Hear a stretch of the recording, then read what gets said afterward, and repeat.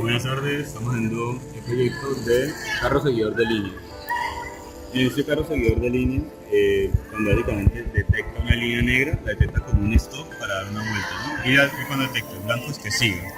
El carro sigue avanzando hasta que detecta la línea negra para poder dar la curva. Se ha configurado los motores en la tracción de las dos llantas de adelante y atrás una rotadora. ¿Qué pasa con la diferencia, digamos, con este carro? Es que este es un 4x4, entonces tiene más potencia que, digamos, el carro en sus dos llantas.